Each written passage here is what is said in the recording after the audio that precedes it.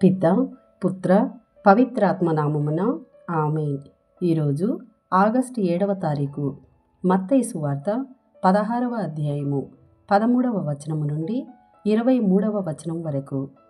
తరువాత యేసు ఫిలిప్పు కైసరయ ప్రాంతమునకు వచ్చెను. ప్రజలు మనుష్య కుమారుడు ఎవ్వరని భావించుచున్నారు అని తన శిష్యులను ఆయన అడిగెను.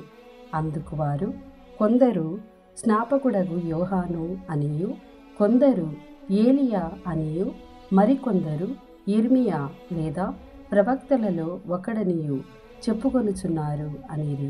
మరి నేను ఎవరని మీరు భావించుచున్నారు అని యేసు వారిని అడిగెను. అందుకు సీమోను పేతురు, నీవు సజీవుడగు దేవుని కుమారుడవైన క్రీస్తువు అని సమాధానమిచ్చెను. యోనా పుత్రుడవగు సీమోను, నీవు ధన్యుడవు, నీకు ఈ విషయమును తెలియచేసినది పరలోకమందున్న నా తండ్రియే కాని రక్తమాంసములు కావు. నీవు పేతురువు, ఈ రాతి మీద నా సంఘమును నిర్మించెదను. నరక శక్తులు దీనిని జయింపజాలవు. నేను నీకు పరలోక రాజ్యపు తాళపు చెవులను ఇచ్చెదను. భూలోకమందు నీవు దేనిని బంధింతువో అది పరలోకమందు బంధింపబడును. భూలోకమందు నీవు దేనిని విప్పుదువో అది పరలోకమందు విప్పబడును. ఇట్లు చెప్పి తాను క్రీస్తునని ఎవరితో చెప్పవలదని తన శిష్యులను గట్టిగా ఆదేశించెను. అప్పటి నుండి యేసు శిష్యులతో తాను యెరూషలేమునకు వెళ్ళి పెద్దల వలన, ప్రధానార్చకుల వలన, ధర్మశాస్త్ర బోధకుల వలన పెక్కు బాధలను అనుభవించి మరణించి 3వ దినమున పునరుత్థానుడగుట ఆగత్యమని వచించెను.